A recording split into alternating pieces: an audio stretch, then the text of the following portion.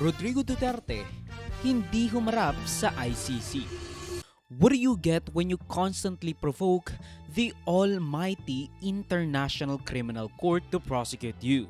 Yung former president ba ay willing na mag-cooperate sa investigation sa ICC? Kaugnay dito? ICC, ma'am. I'm asking the ICC to hurry up, and if possible, they can come here and start the investigation tomorrow. This issue has been left hanging for so many years. Matagal, ma'am. Baka mamatay na ako, hindi na nila ako maimbestiga. So I'm asking the ICC through you na pagpunta na sila dito bukas, umpisahan na nila ang investigation. And if I am found guilty, I will go to prison and rot there for all time. The commencement of the confirmation hearing against Mr. Rodrigo Duterte is a reminder of the court's unwavering commitment to its mission to investigate and prosecute individuals for the most serious crimes of concern to the international community and to bring justice to the thousands of victims of the mass crimes and atrocities perpetrated in the Philippines. It is also a reminder that those in power are not above the law.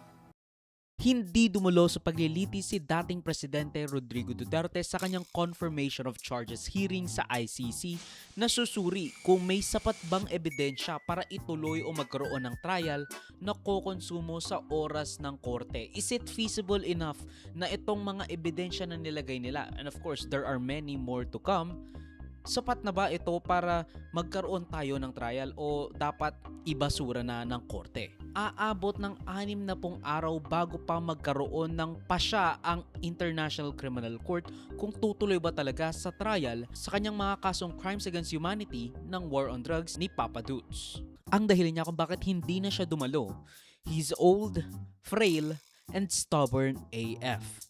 Sinabi niyang makakalimutan rin naman niya ang mga nangyayari sa confirmation of charges at hindi naman talaga siya kailangan doon, which is, true. He also doesn't recognize the jurisdiction of the ICC sa kanya. Nakinidnap siya kasi nga ayaw sa kanya ng Presidente Marcos. And said, Mr. Kaufman, Nick, I have done my duty and I have left my legacy. Go to court and do your job, but I can no longer help you.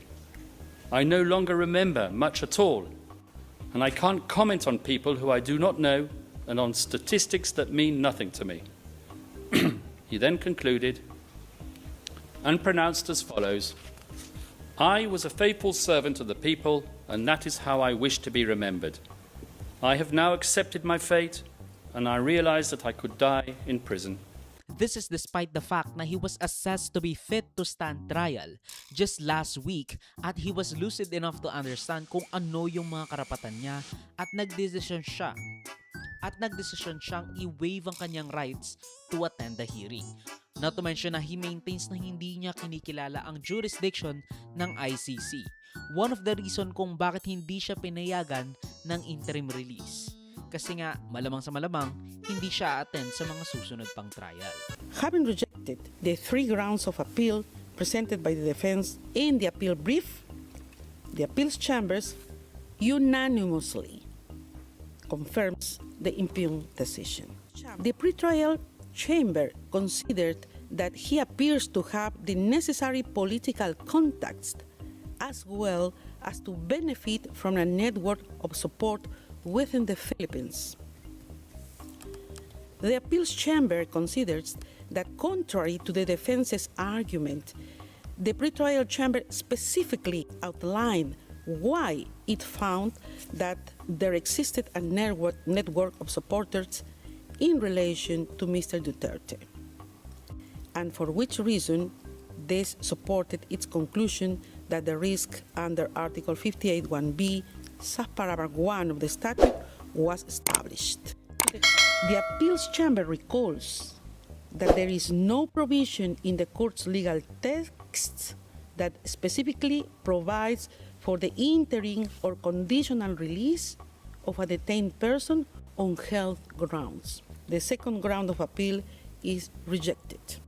Sa isang confirmation of charges hearing, hindi tinitignan kung guilty ba ang isang tao, kundi kung may reasonable bang ebidensya, testimonya, at kung tama ba ang mga ikinakaso sa kanya at kailangan ba talagang magkaroon ng trial o pwedeng iiwan na natin sa local courts, which was what my first opinion of this whole ICC Duterte debacle. The prosecution shall paint a picture kung ano ang konteksto ng nangyayari sa panahon na iyon. Ginamit nila yung mga kuda ni Duterte, kumbaga using Duterte's words against himself sa mga talumpati o interview at iba pa para mapatunayan na from the top to the bottom, mayroong institutional na direktiba para gawin ang ibinibintang sa kanya. During his presidential campaign, he campaigned on a promise, a pledge to implement the common plan to kill alleged criminals nationwide if elected. 3 to 6 months, sabi ko, I will eradicate corruption, criminality, and drugs.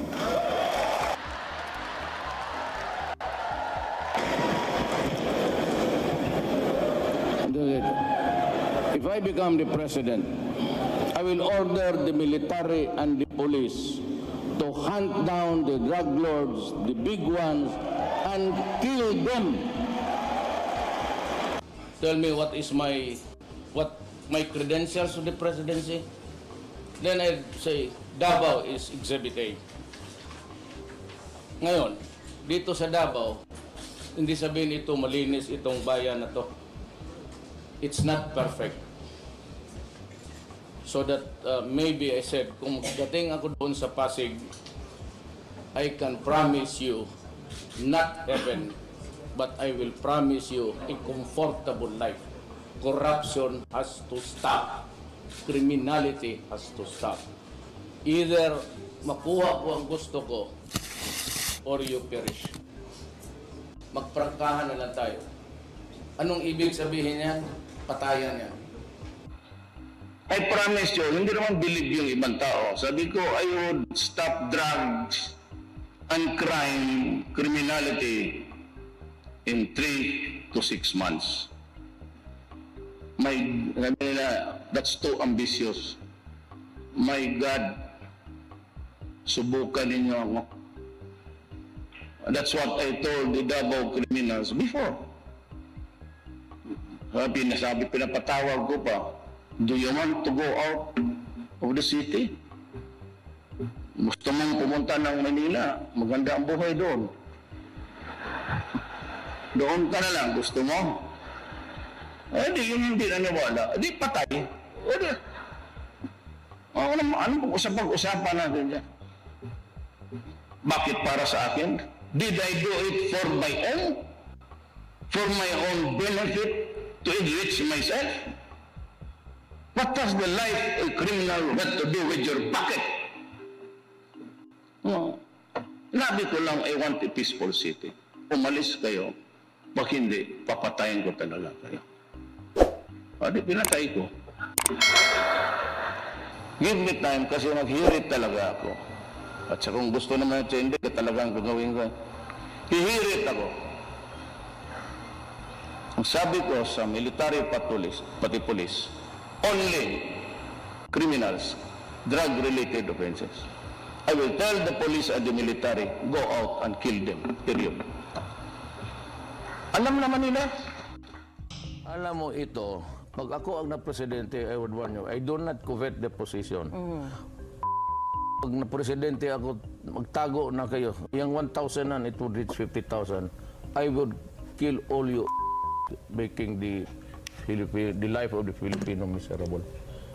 Mapatayin ko talaga kayo. Kasi manalo ako dahil nga yung breakdown sa law and order.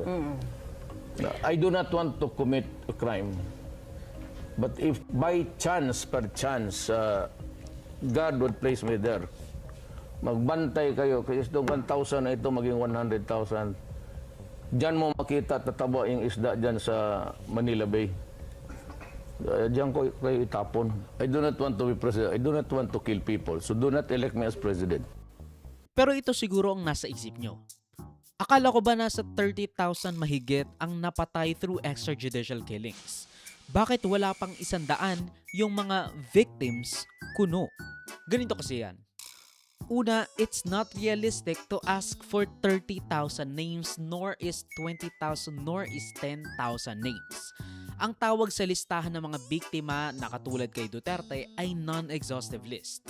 Ibig sabihin, hindi lahat ay kasama dahil hindi naman lahat kailangang mailagay nor willing mailagay in fear of retaliation, lalo na at si Vice President Sara Duterte, Vice President. Si Duterte, mayor pa rin ng Davao. Ang kanyang mga anak, congressman o kaya mayor o kaya naman party list representative. So talagang meron pa rin silang hold sa Philippine politics. Gumagamit lang ang mga prosecutor ng pili na pagpatay that can paint a full picture. Na first, pangmalawakan itong ginawang pagpatay. Second, nagmula kay Duterte ang utos na umpisahan ang pagpatay. Third, may pattern ng institutional policy to kill/exterminate civilian population or neutralize. In that case, yung civilian population is the alleged drug addict at mga pusher. And lastly, it is Duterte who said/implemented the extrajudicial killings when he was mayor and or implemented the Davao model to the entire Philippines when he was president. These murders and attempted murders were part of a widespread and systematic attack that overall resulted in the killings of thousands of civilians across the country during the relevant time frame. Thus, the charged incidents are merely a fraction of the overall criminality that resulted from Mr. Duterte's so-called war on drugs. What is Mr. Duterte's core contribution? Your Honors, Mr. Duterte played a pivotal role in the commission of the charged crimes. His contribution was essential, as he was at the very heart of the common plan to use his words, to neutralize alleged criminals in the Philippines, including through murders. The victim included individuals associated with one of the first things Mr. Duterte did when he became the mayor of Davao back in 1988 was to create the infamous Davao Death Squad, otherwise known as DDS. As you will have seen from the prosecution pre-confirmation brief, Mr. Duterte personally instructed death squad members. Even the PNP stated themselves na nasa 6,000 ang namatay sa war on drugs ni Duterte. Although, of course, hindi natin alam if reliable ang ganyang statistic dahil sila ang nasa poder and they won't try to make themselves look bad. Maybe, they forgot to file a report or something like that. Who knows anymore? O kaya naman, merong falsification na nangyayari, of which I am not actually directly accusing them of such malversation or falsification, pero this is definitely bound to happen, and this is definitely more likely to bound to happen during Duterte's war on drugs. Pero these are all rebutted, dismissed by Nicholas Kaufman. Ang sabi niya, pinupolitika lang ng Administrasyong Marcos ang pagkakasuko kay Duterte. That they cannot use the speeches na ginawa ni Duterte in either official or unofficial capacity as mayor and president. Because he's just joking, Huwag kayong maniwala dyan kasi nakakatawa naman yung mga sinasabi niya. And, you don't get the culture. It's a culture thing na, patayin ko kayong lahat 3 to 6 months. Alam mo ba, 1,000 na ang pinatay ko, ganyan-ganyan. And the fact na sa wording ng kanyang mga presidential decrees, neutralize was meant to be subdue or arrest and not kill. Lalo na regarding high-value targets, kuno as the bridge to an official order to kill sa Tokhang, double barrel, lahat yon mula sa Davao Model kuno. He also dismissed the Davao Death Squad as mere fictitious entity na na-conjure ng prosecution at ng media, lalo na at masyado nilang dinramatize ang mga nangyayari sa patayan sa war on drugs ni Duterte, especially on the early years. There is no dispute that CMC number 16 of 2016 mentions Project Double Barrel, which was indeed modelled after Davao City's policing strategy and was directed at the neutralisation of illegal drug personalities nationwide. But here we come to the crux of the prosecution case. The manifestation of the criminal plan in writing.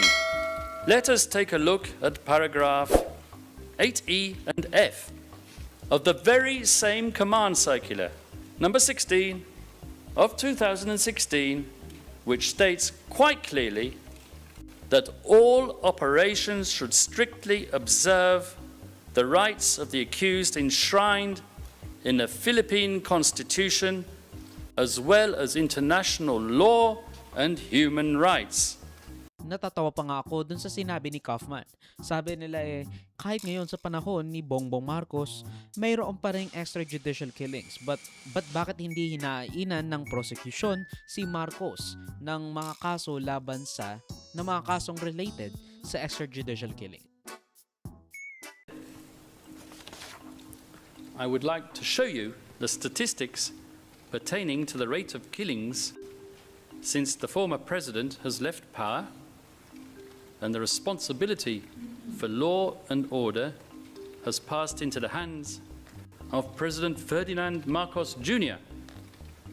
I rely on a report published by academics at the Third World Study Center in the University of the Philippines in the context of what is called the Dahas Project.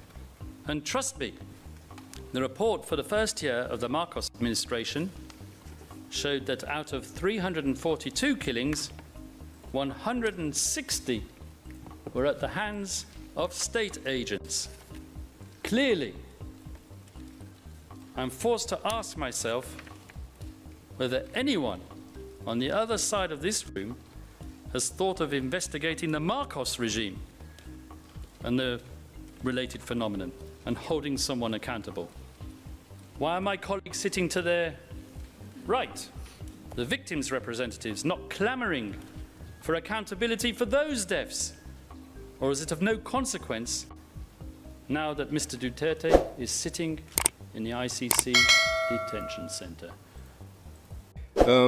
He made a small point I just have to respond to, making a call. Why aren't there more investigations? Why aren't crimes being investigated now in the Philippines? Well, his client prevented all that by withdrawing the Philippines from the Rome Statute when he thought he might be prosecuted, thereby ensuring that we would not have jurisdiction after a certain period. Another point. My friend is trying to kind of have it both ways on how Your Honor should treat Mr. Duterte's utterances, his speeches, his words. On day 1, T0004 at page 30, lines 18 to 19, my friend said, Duterte's word was his word and the people knew it, end quote. Yesterday, worried about his client's confessions, that's what they are, He said, quote, this is at T0006, page 7, lines 5 to 7. He said, quote, one cannot rely on anything coming out of Mr. Duterte's mouth. All right, that's good to know if he ever decides to testify, and for his representations on interim release, that you can't trust a word that comes out of his mouth. But beyond that, as I went through on Monday, 3 times under oath, Mr. Duterte said in committee hearings, I have a death squad. Is Mr. Kaufman saying that his client is a liar and a perjurer who has no problem lying under oath? Limited use statements. Back to Mr. Duterte, he's proud of his killings. He wants to be remembered for them. Decades of murdering his own people, murdering the children of the Philippines. And he claims that he did it all for his country. He doesn't deny it. He says, as I said early on, it's a necessary evil. It's for the greater good. Doesn't matter how many kids I have to kill. I'll clean up the Philippines. Now, ganito kasi yan. Kahit na sabihin nating sila ay mga addict o kaya pusher, mayroon pa rin tayong tinatawag na constitutional rights. And this is what Duterte should know. Duterte villainized the people na nalululong sa droga imbes na yung dahilan kung bakit sila nalulong sa bisyo. And, I will agree that, a lot of them deserve to die. Pero, bakit mo kasi pinangalandakan? Bakit mo pinagsasabi? Yan tuloy, merong ebidensya laban sa'yo. Ikulong at i-rehab ang mga addict. That's the official stance that you should have been working for. Yung mga may ginawa pang mas malala, karampatang pagkakakulong ang dapat. Di ba nga ang sabi mo dun sa Senate hearing, encourage the people na manlaban para mapatay mo na sila at mawala na sa isip ni Duterte another one to feed sa prison system. Ang sinabi ko, ganito, encourage the criminals to fight. Encourage them to draw their guns. Pagka lumaban, patayin ninyo para matapos na ang problema ko sa siyudad ko. In-encourage nyo ang PNP na i-encourage yung suspect na lumaban. Yes. Para mapatay, para masabing nanlaban. Correct. Meron akong death squad. Death squad. Pero hindi yung mga pulis. Sila rin yung mga gangster. Yung isang Mr. Chair. gangster, utusan ko. Patayin mo yan, kaya kung hindi mo patayin yan, patayin kita ngayon. Bakit mo isakripisyo yan sila? Kaya protektado ko yan sila. Pagka in the fulfillment of duty, sabi ko sa kanila, magpakamatay ako sa inyo. Pero pag nag-abuso kayo, nagpatay kayo ng tao, nag-hold up kayo, nag-kidnap kayo, putang ina, ako mismo ang papatay sa inyo. Senator, may I interject? Lahat itong sa right side ko, dumaan ito ng Chief of Police, Police Director. Puro commander ng death squad yan. I thought there was no existence. Trabaho ng pulis yan. Literally, hindi mo sabihin ng death squad. Yung isang senador, yan nakaupo dyan, si Senator De La Rosa. Death squad rin yan. Because they were police directors handling the controlling crimes in the city. So, pag sinabi mong death squad, it's a very loose term na ginagamit mo lang parang gano'n sila. Lahat yan sila, ito, si Dandaw, ayan o. Ayan, nagdadasal kasi sa kasalanan niya siguro. Huwag ka bang, ilan bang pinatay mo? Pero, ayon sa konstitusyon kasi that Duterte swore to uphold nung naging presidente siya, everyone has the right to see the incandescent light of a courtroom.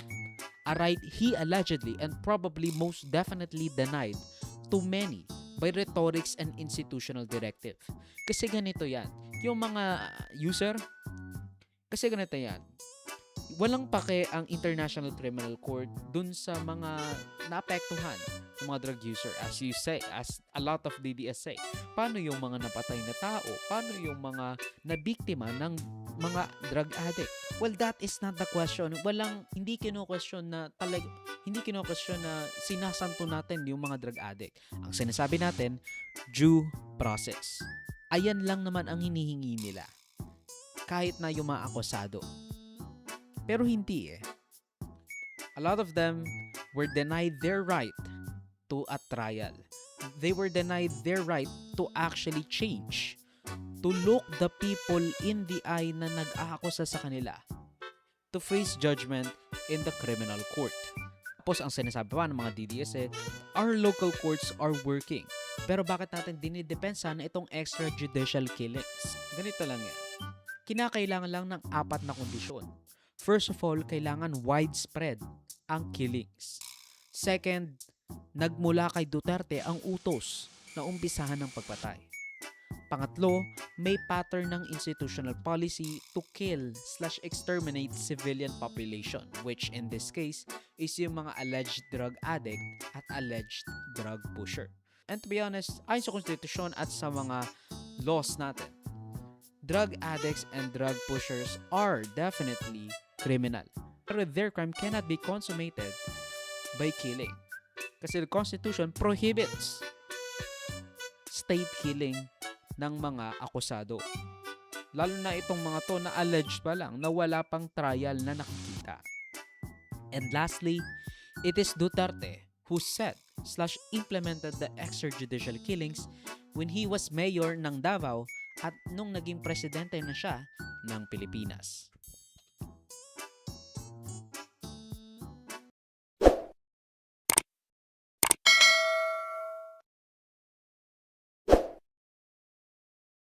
Ang video clip na ito ay galing sa aking series ng News sa Rodrigo. Check the entire videos for the complete weekly news recap and subscribe to the channel to be kept up to date sa mga local at global news na I'll make sure will be interesting to you. Particularly you, whatever your name is. Hindi ko alam, sorry. Salamat sa panonood mga ka-farmy, like, subscribe, follow me like sa socials and avoid Joseph that will be linked down below. So susunod of course, paalam.